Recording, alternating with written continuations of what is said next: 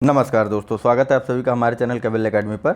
देखिए, हमारा घटना चक्र का पॉलिटी का डिस्कशन चल रहा है। ठीक, इसमें अभी फिलहाल बात हो रही है मूल अधिकार वाले चैप्टर की। ठीक है, किसकी? तो मूल अधिकार वाले चैप्टर की बात हो रही। इसमें हमारा लेक्चर 1 कंप्लीट हो चुका है, जिसमें हमने बात कर ली है क्वेश्चन नंबर 42 तक की। ठीक है, तो आज के लेक्चर का पहला क्वेश्चन और इस सीरीज का क्वेश्चन नंबर 43 होगा, जहाँ से हम आज शुरुआत करेंगे। शुरुआत करने से पहले जो मित्र नए हैं वो हमारे चैनल को सब्सक्राइब कर लें और साथ ही साथ बेल आइकन के निशान को भी ज़रूर दबाएं। तो चलिए शुरू करते हैं। क्वेश्चन नंबर 43 थोड़ा जल्दी जल्दी चलेंगे, ठीक है, क्योंकि कोशिश है कि जल्दी से जल्दी पूरे इस सब्जेक्ट को ख़त्म किया जाए ताकि अन्य सब्जेक्टों की तरफ बढ़ा जा सके। तो यहाँ पूछा जा रहा है कि स्वतंत्रता के अधिकार के भाग के रूप में निम्नलिखित में से कौन सा बिना हथियार के शांतिपूर्ण ढंग से इकट्ठा होने की स्वतंत्रता के अंतर्गत नहीं आता है। ठीक, क्या पूछा जा रहा है, फिर से पढ़ देता हूँ मैं एक बार। तो यहाँ पूछा जा रहा है कि स्वतंत्रता के अधिकार के भाग के रूप में निम्नलिखित में से कौन सा बिना हथियार के शांतिपूर्ण ढंग से इकट्ठा होने की स्वतंत्रता के अंतर्गत नहीं आता है। ठीक, ऑप्शन है ए घेराव अफसर जो अपना कर्तव्य नहीं निभाते। ऑप्शन बी शांतिपूर्वक इकट्ठा होना। ऑप्शन सी एकत्रित जनता जिनको हथियार नहीं रखना चाहिए। और ऑप्शन डी इस अधिकार के अभ्यास पर राज्य कानून बनाकर तर्कपूर्ण प्रतिबंध लगा सकता है। चलिए, इसका सही आंसर है ऑप्शन नंबर ए। ठीक, घेराव उस अफसर का जो अपना कर्तव्य सही से नहीं निभाता है, उसका घेराव इस अधिकार के अंतर्गत नहीं आएगा। बिना हथियार के शांतिपूर्ण ढंग से इकट्ठा होने की स्वतंत्रता। ठीक, आप किसी का घेराव नहीं कर सकते हैं। यहाँ देखिए, यह प्रतिबंध कहाँ लगाया गया, पहले बात कहाँ की गई, तो 19(1) ख में शांतिपूर्वक और निरायुध सम्मेलन की स्वतंत्रता की बात है। 19(1) क में क्या है, वाक्य एवं अभिव्यक्ति की स्वतंत्रता। ठीक, और 19(1) ख या 19(1) बी में शांतिपूर्वक और निरायुध सम्मेलन की बात की गई है। और साथ ही साथ अनुच्छेद 19(3) में, ठीक, जो प्रतिबंध लगाया गया, शांतिपूर्ण व निरायुध सम्मेलन की स्वतंत्रता संबंधी अधिकार पर राज्य तर्कपूर्ण कानून बनाने का अधिकार राज्य को दिया गया। ठीक है, 19(1)(3) में। नेक्स्ट बताइए, तो यहाँ पूछा जा रहा है कि निम्नलिखित में से किस आधार के कारण नागरिक की विचार अभिव्यक्ति की स्वतंत्रता पर प्रतिबंध नहीं लगाया जा सकता। ऑप्शन है ए भारत की संप्रभुता। ऑप्शन बी लोक व्यवस्था। ऑप्शन सी न्यायपालिका का अपमान। और ऑप्शन डी अवांछनीय आलोचना। तथा ऑप्शन ई उपरोक्त सभी।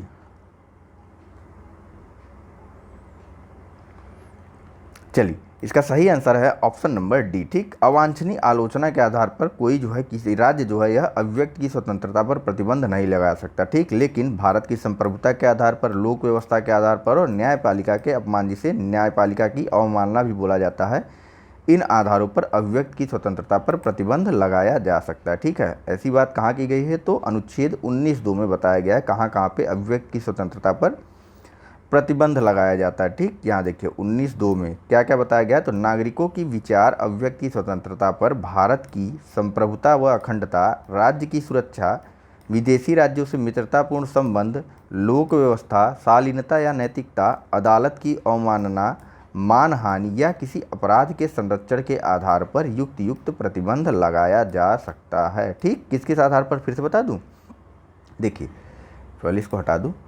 तो अब देखिए, अभिव्यक्ति स्वतंत्रता पर अनुच्छेद 19(2) में प्रतिबंध लगाया जा सकता है भारत की संप्रभुता व अखंडता के आधार पर, राज्य की सुरक्षा के आधार पर, विदेशी राज्यों से मित्रतापूर्ण संबंध के आधार पर, लोक व्यवस्था के आधार पर, शालीनता या नैतिकता के आधार पर, अदालत की अवमानना के आधार पर, मानहानि के आधार पर या फिर किसी अपराध के संरक्षण के आधार पर। ठीक है, नेक्स्ट बताइए क्वेश्चन नंबर 45। यहाँ पूछा जा रहा है कि भारतीय संविधान का कौन सा अनुच्छेद व्यक्ति के विदेश यात्रा के अधिकारों को संरक्षण प्रदान करता है। ऑप्शन है ए 14, बी 19, सी 21 अथवा डी कोई नहीं। चलिए, इसका सही आंसर है ऑप्शन नंबर सी। ठीक, अनुच्छेद 21 के तहत कोई भी व्यक्ति विदेश यात्रा कर सकता है। ठीक, और राज्य इस पर प्रतिबंध नहीं लगाया सकता। आइए इसका एक्सप्लेनेशन देखते हैं। तो कुछ केस भी मिलेंगे, यह केस बहुत ही इंपॉर्टेंट है, इन्हें आप याद कर लीजिएगा। सबसे पहला केस है सतवंत सिंह बनाम असिस्टेंट पासपोर्ट ऑफिसर, नई दिल्ली, AIR 1967 का यह वाद है। ठीक, उसके बाद दूसरा केस आता है मेनका गांधी बनाम भारत संघ, 1978।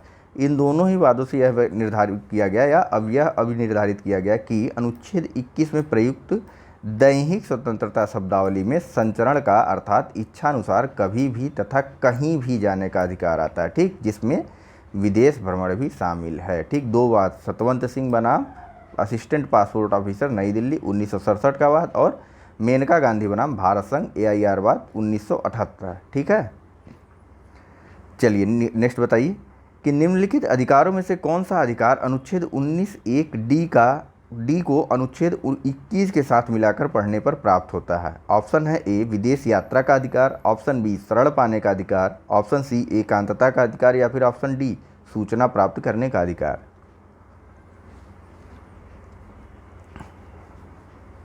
चलिए, इसका सही आंसर है ऑप्शन नंबर सी, एकांतता के अधिकार को अनुच्छेद 19(1) और अनुच्छेद 21 के साथ मिलाकर के पढ़ने पर प्राप्त किया जा सकता है। ठीक है, आइए देखिए खड़क सिंह बनाम उत्तर प्रदेश राज्य और गोविंद बनाम मध्य प्रदेश राज्य में सर्वोच्च न्यायालय द्वारा यह निर्धारित किया गया था कि अनुच्छेद 19(1) और अनुच्छेद 19(1) में क्या है, तो भारत के राज्य क्षेत्र में सर्वत्र आबाद संचरण का अधिकार है 19(1) में। ठीक, वहीं 21 में जीवन के अधिकार की बात की गई, तो इन दोनों अनुच्छेदों को मिलाकर के राइट टू प्राइवेसी या एकांतता का अधिकार प्राप्त होता है। ठीक है, बाकी अनुच्छेद 21 के तहत कुछ अन्य अधिकार हैं, इनके बारे में भी जान लीजिए। तो सबसे पहले आता है, लिस्ट काफ़ी लंबी है, ठीक है, कुछ प्रमुख बताए गए बस यहाँ पे। पहला, अच्छे पर्यावरण का अधिकार, शीघ्र विचारण का अधिकार, विधिक सहायता का अधिकार, एकांत कारावास के विरुद्ध का अधिकार, पैर में डंडा या बेड़ी डालने के विरुद्ध अधिकार, छठवां, फांसी में विलंब के विरुद्ध अधिकार, सातवां, अभिरक्षा में हिंसा के विरुद्ध अधिकार। ठीक, कस्टोडियल हिंसा की बात हो रही। ठीक है, फिर 8वां है पीने योग्य शुद्ध जल का अधिकार, 9वां अच्छी सड़कों का अधिकार, 10वां प्रतिष्ठा का अधिकार, 11वां एक चिकित्सक द्वारा घायल को चिकित्सकीय सहायता पहुंचाने का अधिकार, तो 12वां कार्यस्थल पर महिलाओं के लैंगिक उत्पीड़न का अधिकार। यह सब कहाँ आता है, अनुच्छेद 21 के तहत मौलिक अधिकार है। ठीक, यह सब अधिकार न्यायिक व्याख्याओं के तहत मिले हुए हैं। ठीक, यानी कि न्यायालय के आदेशों के माध्यम से। आइए नेक्स्ट प्रश्न देखिए, यहाँ पूछा जा रहा है कि उच्चतम न्यायालय ने किस मामले के निर्णय के कारण संविधान के अनुच्छेद 21 के कार्यक्षेत्र का विस्तार कर शिक्षा के अधिकार को उसमें शामिल किया था। ठीक, बताइए। ऑप्शन है ए उन्नी कृष्णन बनाम आंध्र प्रदेश, ऑप्शन बी गोविंद बनाम मध्य प्रदेश राज्य, ऑप्शन सी परमानंद कटारा बनाम भारत संघ, या फिर ऑप्शन डी चमेली सिंह बनाम उत्तर प्रदेश राज्य।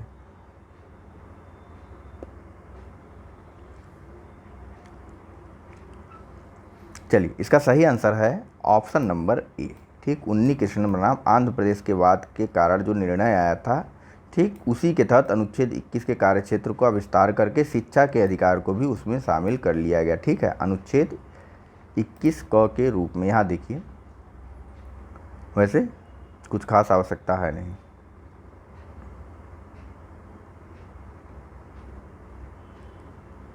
कई बार शिक्षा के अधिकारों की बात की जा चुकी है। देखिए, वाद कब का है, तो 1993 का। ठीक, नीचे करके दूँ, यह उन्नी कृष्णन वाद कब का है, तो उन्नी कृष्णन वाद है आपका वर्ष 1993। इसमें कहा क्या गया था, तो 14 वर्ष तक की आयु के बच्चों के लिए निःशुल्क शिक्षा के अधिकार के रूप में यह कहते हुए संगठित किया था कि इस देश के नागरिक को शिक्षा का मौलिक अधिकार प्राप्त है।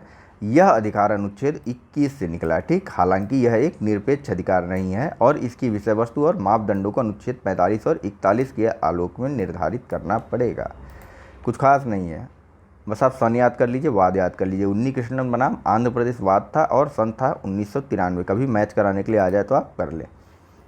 नेक्स्ट बताइए कि निजता के अधिकार को जीवन एवं व्यक्तिगत स्वतंत्रता के अधिकार के अंतर्गत के अंतर्भूत भाग के रूप में संरक्षित किया जाता है।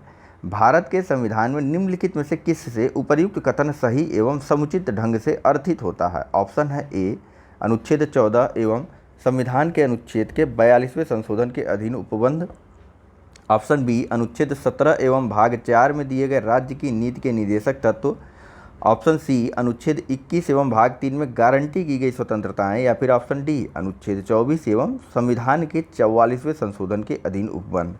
है लंबा, लेकिन प्रश्न बहुत छोटा सा है। ठीक है, यह वैसे उस समय करंट में भी था। इसका सही आंसर है ऑप्शन नंबर सी। ठीक, अनुच्छेद 21 एवं भाग 3 में प्रदान की गई गारंटी या स्वतंत्रता की गारंटी। ठीक, इसके तहत ही निजता के अधिकार को जीवन एवं व्यक्तिगत स्वतंत्रता के अधिकार के अंतर्भूत भाग के रूप में संरक्षित किया जाता है। ठीक है, यहाँ देखिए 24 अगस्त 2017 को, ठीक 24 अगस्त 2017 को सर्वोच्च न्यायालय की 9 सदस्यीय पीठ ने निजता के अधिकार को मौलिक अधिकार का दर्जा प्रदान किया था तथा यह कहा कि निजता का अधिकार जीवन एवं व्यक्तिगत स्वतंत्रता के अधिकार के अंतर्भूत भाग के रूप में संरक्षित है। ठीक कब? 24 अगस्त 2017 को सर्वोच्च न्यायालय की 9 सदस्यीय पीठ ने निजता के अधिकार को मौलिक अधिकार माना था। चलिए नेक्स्ट बताइए कि भारत के संविधान का कौन सा अनुच्छेद अपनी पसंद के व्यक्ति से विवाह करने के किसी व्यक्ति के अधिकार को संरक्षण देता है? ऑप्शन है ए 19, बी अनुच्छेद 21, सी अनुच्छेद 25 या फिर डी अनुच्छेद 29। अब ये तो बता ही दीजिए। चलिए इसका सही आंसर है ऑप्शन नंबर बी, अनुच्छेद 21 के तहत आप किसी से भी अपनी इच्छा अनुसार विवाह कर सकते हैं, आपको इस बात की आज़ादी है। ठीक है, यह निर्धारित किया गया था शक्ति वाहिनी बनाम भारत संघवाद में। शक्ति वाहिनी क्या है? तो यह एक एनजीओ है। कब निर्धारित किया गया था? तो 27 मार्च 2018 को। ठीक, इसको किस रूप में बोला जाता है? जीवन साथी चुनने का अधिकार। ठीक, यह अनुच्छेद 21 में मूलभूत है या अनुच्छेद 21 में निहित है। वाद का नाम है शक्ति वाहिनी बनाम भारत संघ। ठीक, नेक्स्ट बताइए। यहाँ पूछा जा रहा है कि निम्नलिखित में से कौन संविधान के अनुच्छेद 21 के दायरे में नहीं आता है? ऑप्शन है ए चिकित्सक द्वारा घायल को चिकित्सकीय सहायता, ऑप्शन बी कार्यस्थल पर महिलाओं का लैंगिक उत्पीड़न, ऑप्शन सी पानी की गुणवत्ता को दूषित करना या फिर ऑप्शन डी मृत्युदंड।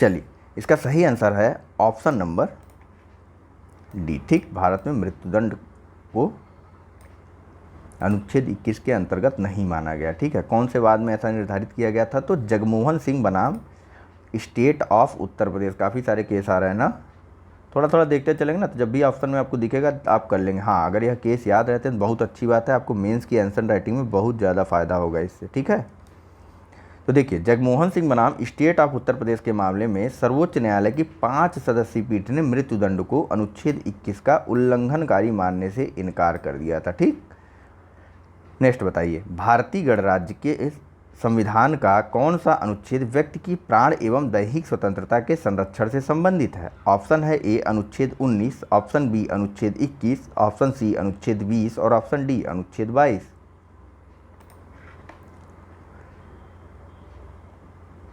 चलिए इसका सही आंसर है ऑप्शन नंबर बी। ठीक, अनुच्छेद 21 में प्राण एवं दैहिक स्वतंत्रता की बात की गई। अनुच्छेद 19 में जो है वाक स्वतंत्रता की बात की गई है। अनुच्छेद 20 में स्वयं के विरुद्ध साक्षी या फिर कुछ अपराधों के लिए दोष सिद्धि से संबंध में संरक्षण प्रदान किया गया है। तो वहीं अनुच्छेद 22 में क्या बात की गई? अनुच्छेद 22 में कुछ दशाओं से गिरफ्तारी का निरोध किया गया है या उससे संरक्षण प्रदान किया गया है। नेक्स्ट देखते हैं।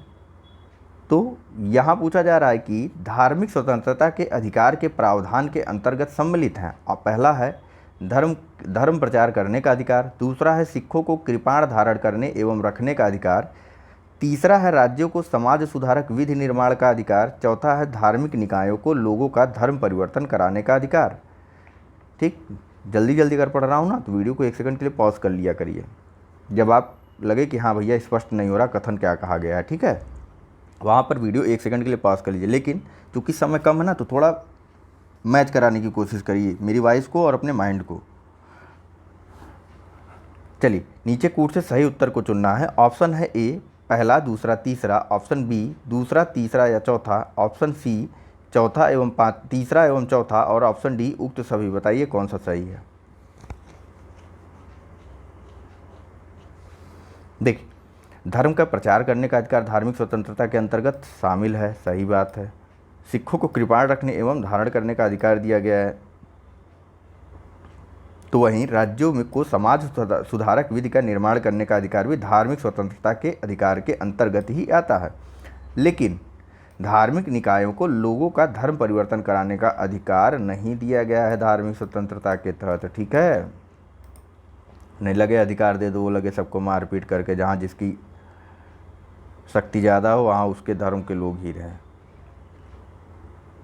चलिए आइए नेक्स्ट क्वेश्चन की। देखिए यहाँ बता देता हूँ कुछ अनुच्छेदों की बात हुई। देखिए अनुच्छेद 25 में बताया गया है कि क्या कि धार्मिक स्वतंत्रता के अधिकार के प्रावधान के अंतर्गत धर्म प्रचार करने का अधिकार व राज्यों को समाज सुधारक विधि का निर्माण करने का अधिकार अनुच्छेद 25 में है। ठीक, वहीं अनुच्छेद 25 के स्पष्टीकरण में 1 में सिखों को कृपाण धारण करने एवं रखने का भी अधिकार दिया गया है। ठीक है, नेक्स्ट बताइए कि संविधान के किस अनुच्छेद के अंतर्गत सिखों द्वारा कृपाण धारण करना धार्मिक स्वतंत्रता का अंग माना गया है। ऑप्शन है ए अनुच्छेद 24, बी अनुच्छेद 25, सी अनुच्छेद 26 या फिर डी अनुच्छेद 27।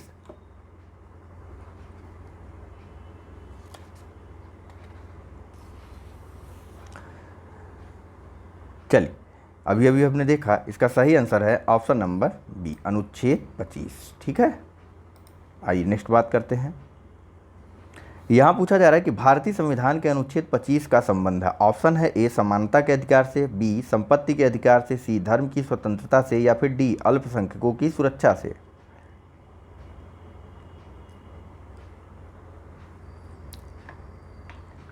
चलिए, इसका सही आंसर है ऑप्शन नंबर सी। ठीक, धर्म की स्वतंत्रता से संबंधित है अनुच्छेद 25। ठीक है,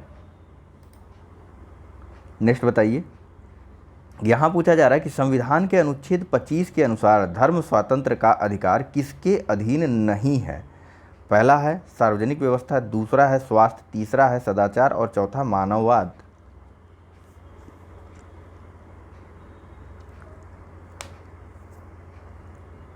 चलिए, यहाँ देखिए, धर्म की स्वतंत्रता का अधिकार जो है यह मानववाद के अधीन नहीं, बाकी सार्वजनिक व्यवस्था, स्वास्थ्य और सदाचार, इन तीनों की बात स्पष्ट रूप से अनुच्छेद 25 में कही गई है। इसके अधीन ही धर्म की स्वतंत्रता है। अधीन कहने का अर्थ है कि धर्म इतना ना स्वतंत्र हो जाए कि वह स्वास्थ्य या सार्वजनिक व्यवस्था अथवा सदाचार को नुकसान पहुंचाए। ठीक है,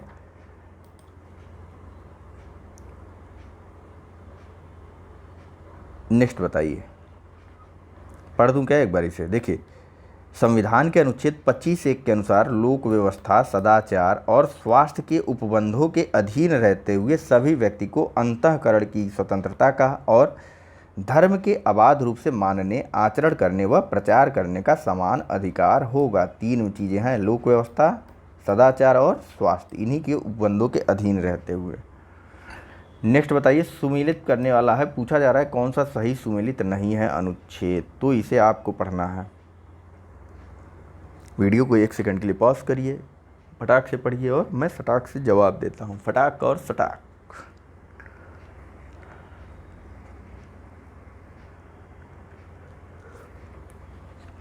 हो गया?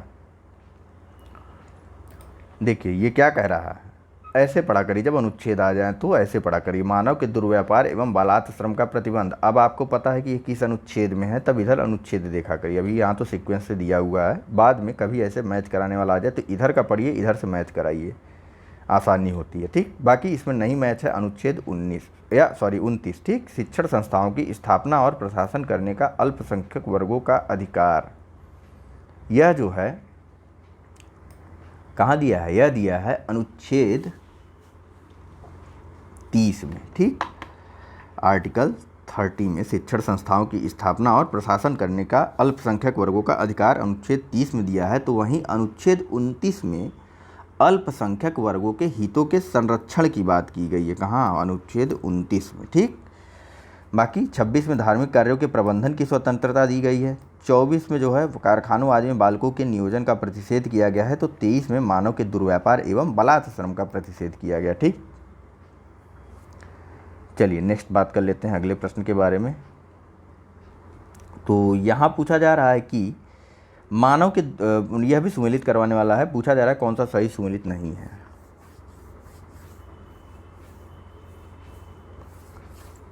चलिए, इसका आंसर ऑप्शन नंबर डी है। ठीक, अभी हम सब ने देखा कि शिक्षा संस्थाओं की स्थापना एवं प्रशासन करने का अल्पसंख्यक वर्गों का अधिकार यह आता है अनुच्छेद 30 से। ठीक है, जबकि अनुच्छेद 31 संपत्ति का अनिवार्य अर्जन से संबंधित था, जिसे 44वें संविधान संशोधन 1978 के माध्यम से निरसित कर दिया गया। वहीं संवैधानिक उपचारों का अधिकार अनुच्छेद 32 में है, अल्पसंख्यक वर्गों के हितों का संरक्षण अनुच्छेद 29 और मानव के दुर्व्यापार तथा बालात् श्रम का प्रतिषेध जो है यह अनुच्छेद 23 में है। नेक्स्ट बताइए, तो यहाँ पूछा जा रहा है कि संविधान के अनुच्छेद 26 में धार्मिक कार्यों के प्रबंधन की स्वतंत्रता पर क्या प्रतिबंध लगाया गया है। पहला है लोक व्यवस्था, दूसरा है राष्ट्रीय सुरक्षा, तीसरा है शिक्षा, चौथा सदाचार, पांचवा स्वास्थ्य और छठवां धर्मनिरपेक्षता। इन ऑप्शंस को पढ़िए। चलिए, देखने में यह प्रश्न काफ़ी लंबा लग रहा है, लेकिन अगर आपको पता है, फिलहाल आपको पता है क्योंकि अभी कुछ समय पहले ही, मुश्किल से 2-3 क्वेश्चन पहले ही बात की गई है इस बारे में, ठीक है। तो लोक व्यवस्था के आधार पर, सदाचार के आधार पर और स्वास्थ्य के आधार पर धार्मिक कार्यों के प्रबंधन या धार्मिक स्वतंत्रता पर भी प्रतिबंध लगाया जा सकता है, ठीक। कहाँ पर है यह? 1, 4 और 5। यह है भैया ऑप्शन नंबर डी में, ठीक। यानी कि हमारा सही ऑप्शन ऑप्शन नंबर डी हो जाएगा। चलिए ये एक बार जान लेते हैं हम लोग, अनुच्छेद 26 है क्या। देखिए, अनुच्छेद 26 के तहत लोक व्यवस्था, सदाचार, ये सब तो ठीक है, लेकिन बाद में देखते हैं। प्रत्येक धार्मिक संप्रदाय या उसके किसी अनुभाग को, ऑप्शन ए में क अनुच्छेद 26 का क में धार्मिक और पूर्त प्रयोजनों के लिए संस्थाओं की स्थापना और पोषण की बात की गई है, अनुच्छेद 26 क में, ठीक। वहीं अनुच्छेद 26 ख में अपने धर्म विषयक कार्यों के प्रबंधन करने की स्वतंत्रता दी गई है। 26 ग में जंगम और स्थावर संपत्ति के अर्जन और स्वामित्व का प्रावधान किया गया है। तो अनुच्छेद 26 के घ या फिर अनुच्छेद 26 डी में ऐसी संपत्ति का विधि के अनुसार प्रशासन करने का अधिकार होगा, यह भी बात कही गई है। बार बार इन अनुच्छेदों को देखिए, मूल अधिकार में अनुच्छेदों को जानना बहुत ही आवश्यक होता है, ठीक है, काफ़ी डिटेल में। देखिए कई जगह आपने देखा होगा प्रश्नों में कि मैच कराने के लिए आ जा रहा है, ठीक। कई जगह वहाँ पर्टिकुलर शब्द पूछ लिए जा रहे हैं, जैसे इसी प्रश्न में पर्टिकुलर शब्द पूछा गया था। इसीलिए मूल अधिकार को काफ़ी विशेष रूप से आपको बताया जा रहा है। थोड़ा हो सकता है एक लेक्चर और बन जाए इस पर, लेकिन परेशान मत होइए। तो ऐसा करना है ना कि क्वेश्चन आ जाए तो ऐसा ना हो कि भैया मूल अधिकार पढ़े तो हैं लेकिन अब प्रश्न आ गया तो कर नहीं पा रहे हैं, ऐसा नहीं होना चाहिए किसी भी प्रकार से। पढ़े हैं तो करेंगे, ठीक है। चलिए नेक्स्ट प्रश्न की तरफ देखते हैं। तो यहाँ पूछा जा रहा है कि भारतीय संविधान का कौन सा अनुच्छेद अल्पसंख्यकों को अपनी मनपसंद शिक्षण संस्थाओं को स्थापित एवं संचालित करने की अधिकारों को संरक्षण प्रदान करता है? बताइए। ऑप्शन है अनुच्छेद 19, ऑप्शन बी अनुच्छेद 20, ऑप्शन सी अनुच्छेद 29 और ऑप्शन सी अनुच्छेद 30। अनुच्छेद 26 है ऑप्शन बी। देख रहे हैं बार बार बात हो रही ना, अनुच्छेद डायरेक्ट पूछे जाते हैं मौलिक अधिकारों से। 97 मत देखिए, अभी आगे आपको 17 का भी मिलेगा। इसका सही आंसर है ऑप्शन नंबर डी, ठीक। कई बार हमने इस चीज़ को देखा है। नेक्स्ट देखिए। तो यहाँ पूछा जा रहा है कि भारतीय संविधान के निम्नलिखित में से किस अनुच्छेद में यह व्यवस्था की गई है कि सभी अल्पसंख्यकों को अपनी रूज की शिक्षण संस्थाओं की स्थापना व प्रशासन का अधिकार होगा, ठीक। अब तो डायरेक्ट आंसर बता सकता हूँ ना, हाँ, अनुच्छेद 30 में ऐसी बात कही गई, ठीक। अल्पसंख्यक जो है वो अपनी रूज की संस्थाओं की स्थापना भी कर सकते हैं और उसे उनका प्रशासन करने का भी अधिकार होगा। और राज्य किसी प्रकार का भेद नहीं करेगा कि हाँ तुमने अल्पसंख्यक है इसलिए बना दिया तो हम भेद कर लेंगे अनुदान देने में, नहीं, ऐसा कुछ नहीं है।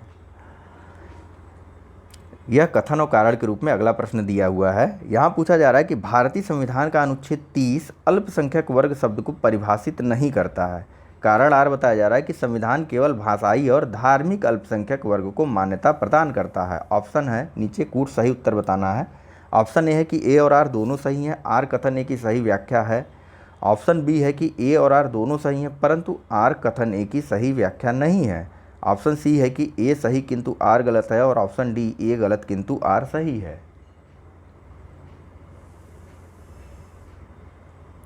चलिए इसका सही आंसर है ऑप्शन नंबर बी, ठीक। ए और आर यानी कि यह दोनों बात सही है। संविधान में कहीं भी अल्पसंख्यक वर्ग को परिभाषित नहीं किया गया, पहली चीज़। दूसरी चीज़, संविधान में केवल भाषाई और धार्मिक अल्पसंख्यकों की बात की गई, ठीक है, और किसी प्रकार के अल्पसंख्यकों की बात नहीं की गई। धार्मिक और भाषाई अल्पसंख्यकों की बात हमारे संविधान में की गई है। चलिए नेक्स्ट प्रश्न की तरफ चलते हैं। यहाँ देखिए 30(1) और 2 के बारे में बताया गया है, तो बात कर लेते हैं। देखिए अनुच्छेद 30(1) में क्या कहा गया है या फिर आर्टिकल 30(1) में क्या कहा गया है कि धर्म या भाषा पर आधारित सभी अल्पसंख्यक वर्गों को अपनी रूज की शिक्षा संस्थाओं की स्थापना और प्रशासन का अधिकार होगा।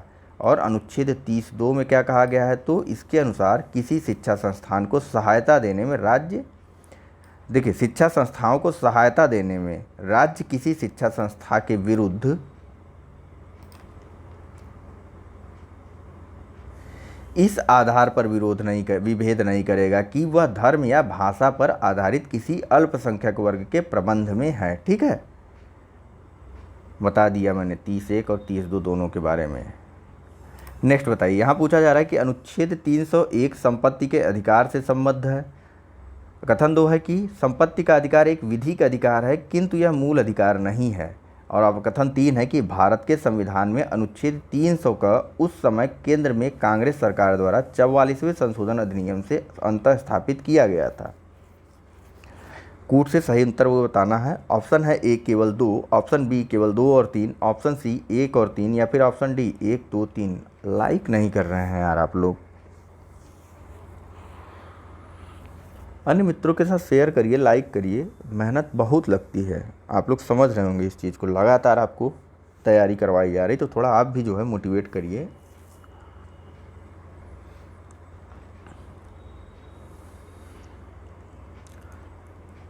चलिए, इसका सही आंसर है ऑप्शन नंबर बी। ठीक, एक सेकेंड, बी कहाँ से हो जाएगा भाई?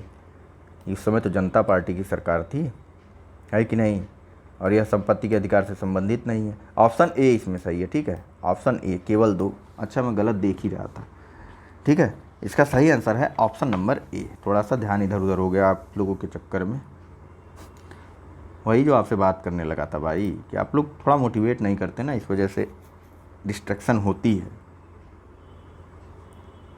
देखिए, अनुच्छेद 301 में बात की गई व्यापार, वाणिज्य और समागम के स्वतंत्रता से संबंधित है अनुच्छेद 301।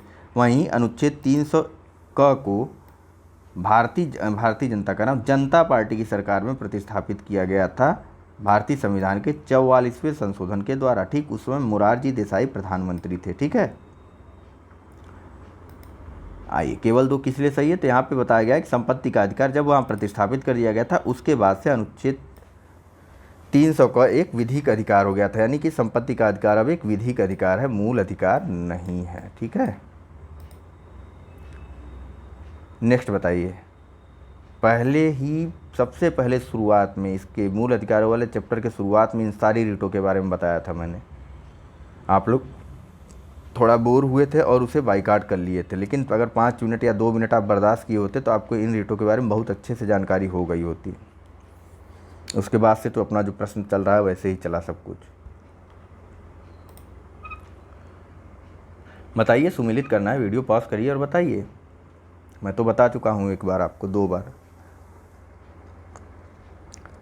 चलिए बात कर लेते हैं। देखिए, बंदी प्रत्यक्षीकरण का संबंध है कि हमें शरीर चाहिए। ठीक, परमादेश का क्या अर्थ है? तो परमादेश का अर्थ है हम आदेश देते हैं। प्रतिषेध का क्या अर्थ है बताइए? प्रतिषेध का अर्थ है अधीनस्थ न्यायालय का लेख। उत्प्रेषण का क्या मतलब हो जाता है बताइए? उत्प्रेषण हो जाता है पूर्णतया सूचित कीजिए। अब बचता है एक अधिकार परीक्षा, जिसमें होता है किस अधिकार से। ठीक, सभी रीटों के बारे में अच्छे से बताया गया है आपको। बंदी प्रत्यक्षीकरण यहाँ तो बस सीधे सीधे बोला जा रहा है। बंदी प्रत्यक्षीकरण कहाँ गया? बंदी प्रत्यक्षीकरण हमें शरीर चाहिए। परमादेश हम आदेश देते हैं। प्रतिषेध अधीनस्थ न्यायालय का लेख। और उत्प्रेषण पूर्णतया सूचित कीजिए। और अधिकार परीक्षा किस अधिकार से। ठीक, शाब्दिक अर्थ बताया गया है बस, और कुछ नहीं। चलिए नेक्स्ट बताइए। यहाँ पर भी पूछा जा रहा है कि कौन सा सही सुमेलित नहीं है। अब इंग्लिश में बात की गई है। देखिए, हिंदी मीडियम का बता करके इंग्लिश में दे करके पेपर प्रश्न गलत करवाते हैं। इस पर तो इन लोग के खिलाफ केस ही कर देना चाहिए। कोई बात नहीं, इतना हमको भी जानना चाहिए। बताइए। चलिए, इसमें सही सुमेलित नहीं है ऑप्शन नंबर सी। ठीक, सी, प्रतिषेध टू बी सर्टिफाइड नहीं है। बंदी प्रत्यक्षीकरण to have the body of परमादेश वी कमांड। अधिकार परीक्षा बाय व्हाट अथॉरिटी। ठीक है, प्रतिषेध का क्या होता है बताइए? ये टू बी सर्टिफाइड है, यह किसका है? तो टू बी सर्टिफाइड है, यह है उत्प्रेषण का। ठीक है, चलिए नेक्स्ट प्रश्न के बारे में बात करते हैं। यहाँ पूछा जा रहा है कि निम्नलिखित में से कौन से अधिकार भारतीय संविधान के अनुच्छेद 32 के अंतर्गत प्रवर्तित किए जा सकते हैं? ऑप्शन है ए संवैधानिक अधिकार, बी मौलिक अधिकार, सी सांविधिक अधिकार या डी उपरोक्त सभी।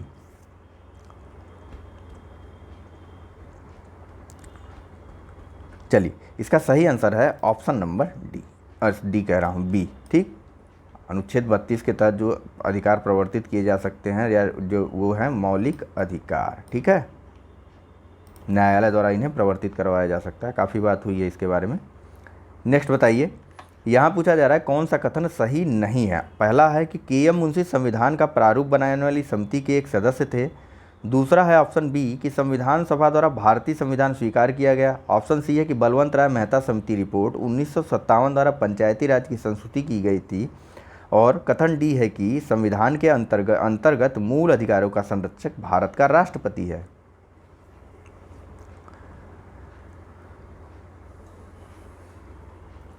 चलिए, इसमें गलत है ये वाला। ठीक, मूल अधिकारों का संरक्षक भारत का राष्ट्रपति नहीं, भारत की न्यायपालिका है। और इसे बनाया किस अधिनियम के अनुच्छेद के माध्यम से है, तो अनुच्छेद 32 के माध्यम से। ठीक है, संवैधानिक उपचारों का प्रावधान बोलते हैं अनुच्छेद 32 को।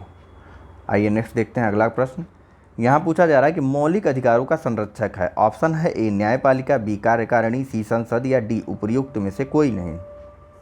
अभी अभी देखें, इसका सही आंसर है ऑप्शन नंबर ए, न्यायपालिका। ठीक, चलिए नेक्स्ट बताइए।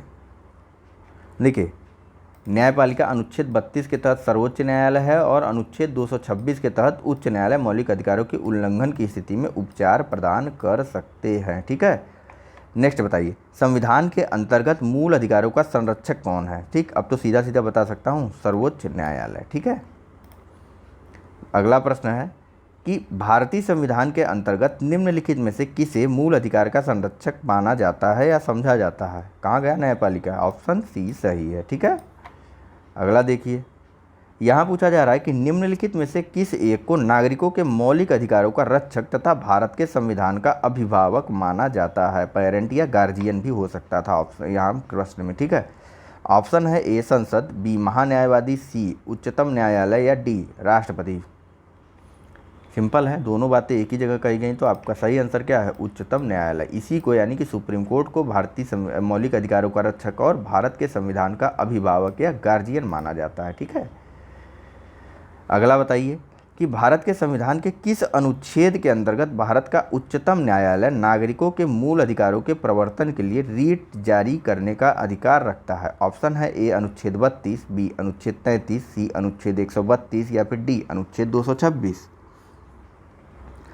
चलिए, सही आंसर है, कई बार बात हुई है, अनुच्छेद 32 के तहत उच्च न्यायालय, सर्वोच्च न्यायालय या सुप्रीम कोर्ट रीट जारी कर सकता है। कहाँ गया उच्च न्यायालय, उच्चतम न्यायालय ना, उच्च न्यायालय नहीं। और अनुच्छेद 226 के तहत मूल अधिकारों के उपचार के लिए या संवैधानिक उपचारों का प्रावधान उच्च न्यायालयों को भी दिया गया है। ठीक है, अगला बताइए, पूछा जा रहा है कि निम्नलिखित में से किस एक अधिकार को डॉक्टर बी आर अम्बेडकर द्वारा संविधान की आत्मा कहा गया है। ऑप्शन है ए धर्म की स्वतंत्रता का अधिकार, ऑप्शन बी संपत्ति का अधिकार, ऑप्शन सी समानता का अधिकार या फिर ऑप्शन डी संवैधानिक उपचार का अधिकार। काफ़ी बात हुई है इन सब बारे में। और जो प्रश्नोत्तर वाला सीरीज चल रहा है, पीसीएस का टेस्ट सीरीज चल रहा है, दृष्टि आईएएस का टेस्ट सीरीज चल रहा है, दृष्टि आईएएस का पूरा सीरीज चल रहा है, आईएएस प्रीलिम सॉल्व पेपर वाला। इसके अलावा चल रहा है आपका क्या, भारतीय इतिहास। यूपीपीसीएस का टेस्ट 1 आज हमने कंप्लीट कर लिया है, टेस्ट 2 भी हम जल्द ही शुरू करेंगे। चलिए, इसका सही आंसर है, यहाँ ऐसी कुछ बात करने का मतलब नहीं था, बस ऐसे ही थोड़ा नहीं थकान होती है तो बात कर लेते हैं। देखिए, बी आर अम्बेडकर द्वारा जो है संविधान की आत्मा संवैधानिक उपचारों के अधिकार यानी कि अनुच्छेद 32 को कहा गया है। ठीक है, जब यह संविधान की आत्मा का प्रश्न बी आर अम्बेडकर के संदर्भ में है तभी आप लगाएंगे इसे संवैधानिक उपचारों का अधिकार। अन्यथा अगर आ जाता है तो और वहाँ उद्देशिका या प्रस्तावना रहती तब आप उसे ही सही मानेंगे, उसे ही टिक करेंगे। ठीक है, चलिए नेक्स्ट प्रश्न का जवाब दीजिए। यह कथन और कारण के स्वरूप में है। यहाँ पूछा जा रहा है, कथन ए में का बताया जा रहा है कि संविधान के अनुच्छेद 32 को डॉक्टर बी आर अम्बेडकर ने इसकी आत्मा कहा था और आर बताया जा रहा है कि अनुच्छेद 32 मौलिक अधिकारों के अतिक्रमण के विरुद्ध प्रभावी उपचार का प्रावधान करता है। ऑप्शन है ए तथा ऑप्शन ए में बताया गया है कि ए तथा आर दोनों सही है, किंतु ए का सही स्पष्टीकरण किंतु नहीं है भाई, फिर से पढ़ता हूँ। ऑप्शन ए है कि ए तथा आर दोनों ही सही हैं और ए का सही स्पष्टीकरण आर है। ऑप्शन बी है कि ए तथा आर दोनों ही सही हैं किंतु ए का सही स्पष्टीकरण आर नहीं है। ऑप्शन सी है ए सही किंतु आर गलत है और ऑप्शन डी है ए गलत किंतु आर सही है। समय कितना हो गया आप बताइए, आप समय के चक्कर मत पड़िए। चलिए अभी बहुत टाइम, 10 मिनट तो और डिस्कस किया जा सकता है। तो चलिए इसका सही आंसर है ऑप्शन नंबर ए। ठीक, ए और आर दोनों ही सही हैं, यानी कि बी आर अम्बेडकर ने अनुच्छेद 32 को संविधान की आत्मा कहा था, अभी भी बात हुई थी, और इसलिए इन्होंने कहा था कि जो मौलिक अधिकार थे ना, यह व्यक्तित्व के किसी भी व्यक्ति के व्यक्तित्व के विकास के लिए अत्यंत आवश्यक हैं, इसलिए इन पर अतिक्रमण नहीं होना चाहिए। जब किसी व्यक्ति का विकास ही नहीं होगा तो फिर संविधान के होने या न होने का कोई अर्थ ही नहीं बन जाता। इसी संदर्भ में डॉक्टर बी आर अम्बेडकर द्वारा जो है इसे संविधान की आत्मा कहा गया था। ठीक है, और यह इसकी सही से व्याख्या भी कर रहा है या स्पष्टीकरण दे रहा है। नेक्स्ट प्रश्न का आंसर दीजिए। तो यहाँ पूछा जा रहा है कि व्यक्तिगत स्वतंत्रता के लिए उच्च न्यायालय निम्नलिखित में से एक किस रीट को जारी कर सकता है। ऑप्शन है ए परमादेश, बी अधिकार परीक्षा, सी बंदी प्रत्यक्षीकरण अथवा डी प्रतिषेध।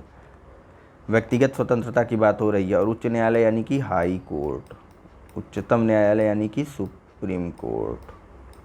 चलिए इसका सही आंसर है ऑप्शन नंबर सी बंदी प्रत्यक्षीकरण। व्यक्तिगत स्वतंत्रता के लिए एक चीज़ और आपको बताऊं, जो उच्चतम न्यायालय का उच्चतम न्यायालय जो है ना, यह बंदी प्रत्यक्षीकरण के लिए जो रीट जारी करता है, यह निजी व्यक्तियों के लिए, राज्य के अलावा निजी व्यक्तियों या प्राइवेट व्यक्तियों के या संस्थाओं के विरुद्ध भी जारी कर सकता है, जबकि सुप्रीम कोर्ट ऐसा नहीं कर सकता। वह सिर्फ और सिर्फ रीट जारी कर सकता है मौलिक अधिकारों के उल्लंघन के संदर्भ में, इसके अलावा अन्यथा नहीं। ठीक, चलिए नेक्स्ट प्रश्न के बारे में बात करते हैं।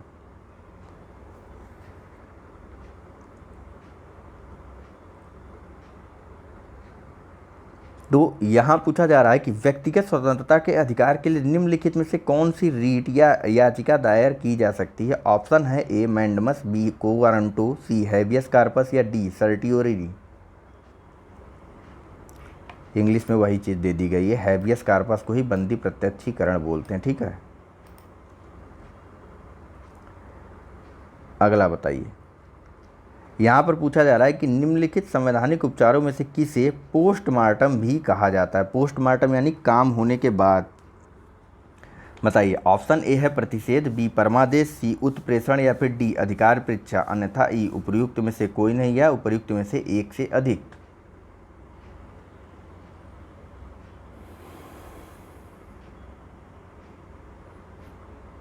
चलिए इसका सही आंसर है ऑप्शन नंबर ई उपर्युक्त में से एक से अधिक। ठीक, कोई नहीं वाला नहीं, हम ले रहे हैं इस अर्थ को, ऑप्शन को, उपर्युक्त में से एक से अधिक। कौन कौन से? तो उत्प्रेषण रीट एक तो है और दूसरी कौन सी है बताइए? दूसरी है अधिकार परीक्षा। इन दोनों रीटों को पोस्टमार्टम रीट भी बोला जाता है। यहाँ देखिए, उत्प्रेषण रीट में उच्च और उच्चतम न्यायालय अधीनस्थ न्यायालयों द्वारा दिए गए किसी निर्णय, ठीक, उत्प्रेषण रीट में अदालत निर्णय दे चुका होता है अधीनस्थ न्यायालय, जबकि प्रतिषेध रीट में अभी वैसा वो जो है आदेश नहीं दिया रहता है। ठीक है, उत्प्रेषण रीट में निर्णय दे दिया गया है तो अब किसी निर्णय की पुनर्परीक्षा कर सकते हैं। ठीक, अधीनस्थ न्यायालयों की उच्च न्यायालय, इसीलिए इसे पोस्टमार्टम भी कहा जाता है। इसके अतिरिक्त जब न्यायालय को लगता है कि कोई व्यक्ति ऐसे पद पर नियुक्त हो गया है जिस पर उसका कोई कानूनी हक नहीं है, तब न्यायालय अधिकार परीक्षा आदेश के द्वारा उसे उस पद पर कार्य करने से रोक देता है। जैसे पहले वाले यूपी पीसीएस आयोग के अध्यक्ष अनिल यादव जी को उनके पद पर कार्य करने से रोक दिया गया था। ठीक है, एग्जाम्पल दे रहा हूँ, बाकी कोई ऐसा निजी द्वेष या निजी प्रेम है ही नहीं। अपन लोगों का क्या है कि नहीं? काफ़ी बड़ा क्वेश्चन है तो 2 बार में आएगा। ठीक है, संवैधानिक प्रावनुच्छेद दिए हुए हैं और प्रावधान दिए हुए हैं, आपको मैच कराना है, सही उत्तर को चुनना है। भारतीय संविधान सूची 1 सूची 2 को मैच कराना है और नीचे कूट भी दिया हुआ है। ठीक है, तो चलिए फटाफट मैच कराइए, पहले जितना दिख रहा है उतना करिए। इतना तो दिख रहा है कि आप मैच करा सकते हैं अगर आप अच्छे से याद हो कौन का अनुच्छेद कहाँ पर है। चलिए बात कर लेते हैं। देखिए अनुच्छेद 16(2) में क्या है, मैंने आपको कहा था ना कि इधर से पढ़ा करिए। तो 16 हमको पता है लोक नियोजन के बारे में, चलिए पढ़ते देखते हैं लोक नियोजन की बात कहाँ पर की गई है। सार्वजनिक नियुक्ति, मोटा मोटा याद रखिए, पतला वाला काम अपने आप होगा। सार्वजनिक नियुक्ति की बात, यानी कि 16 का या फिर ऑप्शन ए का 2। अब 29(2) हमको पता है कि अल्पसंख्यक वर्गों के हितों की संरक्षण की बात की गई है। देखिए कहाँ पर हो रहा है,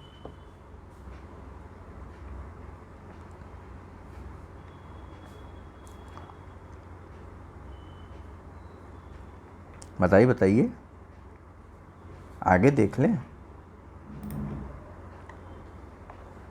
अब बताइए, किसी भी नागरिक को धर्म, वंश, जाति, भाषा या इनमें से किसी भी आधार पर राज्य द्वारा संपोषित अथवा राज्य से सहायता प्राप्त करने वाली किसी भी शैक्षिक संस्था में प्रवेश से वंचित नहीं किया जाएगा। ठीक, किस आधार पर? धर्म, वंश, जाति, भाषा। ठीक, अल्पसंख्यक वर्गों के हितों का संरक्षण हो रहा है कि नहीं हो रहा है यहाँ पे? तो यह किस में बात की गई? 16 अनुच्छेद 29(2) में। अब बात करते हैं 30 की, या फिर ऑप्शन सी वाले की। देखिए इसमें हमने कई बार बात की। 30(1) में क्या दिया हुआ है? शैक्षिक संस्थाएं अल्पसंख्यक वर्ग संचालित कर सकते हैं और उनका स्थापित कर सकते हैं और उनका प्रबंधन भी कर सकते हैं।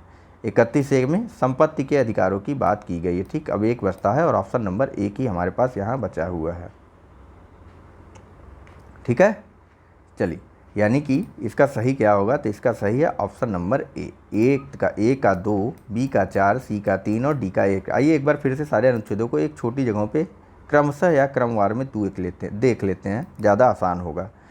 16(2) में बात की गई है कि किसी व्यक्ति के साथ केवल उसके धर्म, मूल वंश, जाति, लिंग, उद्भव, जन्म स्थान, निवास या इनमें से किसी के आधार पर सार्वजनिक नियुक्ति के मामले में भेदभाव नहीं किया जा सकता। ठीक है, और 29(2) में क्या बात की गई? तो किसी भी नागरिक को धर्म, वंश, जाति, भाषा या इनमें से किसी भी आधार पर राज्य द्वारा संपोषित अथवा राज्य से सहायता प्राप्त करने वाली किसी भी शैक्षिक संस्था में प्रवेश से वंचित नहीं किया जाएगा। अनुच्छेद 30(1) में क्या बताया गया है? तो सभी अल्पसंख्यक वर्गों को चाहे वे धर्म के आधार पर या भाषा के आधार पर अपनी पसंद के शैक्षिक संस्थाएं स्थापित कर सकते हैं और उन्हें संचालित या उनको प्रबंध करने का भी उनके पास मौलिक अधिकार होगा। और 31(1) में बताया गया है कि किसी भी व्यक्ति को कानून के प्राधिकार के सिवाय उसकी संपत्ति से वंचित नहीं किया जाएगा। ठीक है, लगातार एक सांस बोलने में कितनी दिक्कत होती है। वैसे अब समझ में आता है, जब हमारे सर पढ़ाते थे तो उन्हें कैसा लगता होगा। बताइए, सुमेलित करना है, आप पढ़िए, वीडियो को पॉज करिए और पढ़िए फटाक से। बस इसके बाद एक क्वेश्चन और करेंगे। ठीक, चलिए, इसका सही आंसर है, अब तक आपने देख लिया होगा। क्या मौलिक कर्तव्य कहाँ है? मौलिक कर्तव्य है कब से आए हैं यह बताना है भैया। मौलिक कर्तव्य कब आए थे? तो 42वें संविधान संशोधन से आए थे। ऑप्शन बी में क्या पूछ रहा है कि संसद मौलिक अधिकारों का संशोधन कर सकती है? हाँ, कर सकती है। केशवानंद भारतीवाद से यह बात आया था। मूल ढांचे का सिद्धांत मिनर्वा मिल्सवाद से आया था। और इंसानों के मानव के अनैतिक व्यापार पढ़ लीजिए ना, अनुच्छेद 23। तो कैसे मैच हुआ? ए का 3, सबसे पहले 3 देखिए, 3 इसमें है, ए वाले में, ए वाला सही, बस बात ही खत्म। केशवानंद भारती और मिनर्वा मिल्स में कंफ्यूज मत होइए। मूल ढांचे का सिद्धांत केशवानंद भारती और मिनर्वा मिल्स दोनों में था। हाँ, सबसे पहले संवैधानिक संशोधन की बात की गई है तो उसमें केशवानंद भारती में बता दिया गया था, तो इसीलिए यहाँ से पहले हम केशवानंद भारती को चुन लिए। अब मूल ढांचे के लिए हम मिनर्वा मिल्स को चुन लिए। ठीक है, आंसर को सही करना सीखिए, कंफ्यूज होना नहीं कि अरे हम तो पढ़े उसमें हैं, इसमें गए, आप बताओ क्या करें, इन दोनों में है। तो यहाँ देखिए, मौलिक अधिकारों का संसद मौलिक अधिकारों में संशोधन कर सकती है, केशवानंद भारती। मौलिक कर्तव्य संविधान का 42वां संशोधन स्वर्ण सिंह समिति के सिफारिश पर, काफ़ी बात की गई पिछले लेक्चर में इसके बारे में। मूल ढांचे का सिद्धांत मिनर्वा मिल्स केस और इंसानों के अनैतिक व्यापार का निषेध, अनुच्छेद 23 में। नेक्स्ट, और आज के इस लेक्चर के आखिरी प्रश्न के बारे में बात करते हैं। बताइए, वीडियो पॉज करिए, यहाँ भी मैच ही कराना है, आपका दुर्भाग्य और मेरा सौभाग्य। चलिए, अब तक आपने अपना आंसर मैच करा लिया होगा, तो बताता हूँ। उपाधियों का निषेध कई बार बताया हूँ, अनुच्छेद 18 में है। धार्मिक मामलों में प्रबंध की स्वतंत्रता कितनी बार बात हुई है? अनुच्छेद 26 में। अल्पसंख्यकों की भाषा का संरक्षण कहाँ पर? अनुच्छेद 29 में। और शिक्षा का अधिकार अनुच्छेद 21 का में। अब देखिए कैसे कैसे मैच हुआ। ए का 3, बी का 4, 3 4 देखिए 3 4 1 2, बस ऑप्शन डी सही है। ज़्यादा समय मत लगाइए, जैसे ही ऑप्शन पता चले शुरू करिए, कोशिश करिए पहले से ही आपका अगर मिल जाए तो पहला ही करके छोड़ दीजिए, मिला दीजिए, क्योंकि ये सब काफ़ी बार डिस्कस हो चुका है, आप भी कई बार पढ़ चुके हैं। यहाँ देखिए, उपाधियों का निषेध अनुच्छेद 18 में, धार्मिक मामलों के प्रबंधन की स्वतंत्रता अनुच्छेद 26 में, अल्पसंख्यकों की भाषा का संरक्षण अनुच्छेद 29 में और शिक्षा का अधिकार अनुच्छेद 21 क में। ठीक है, याद रहेगा। तो चलिए आज के लेक्चर को यहीं ख़त्म करते हैं।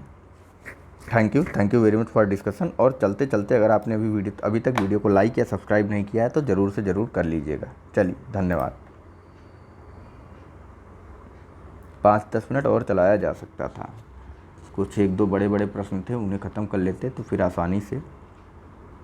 चलिए कोई बात नहीं। Thank you very much for discussion.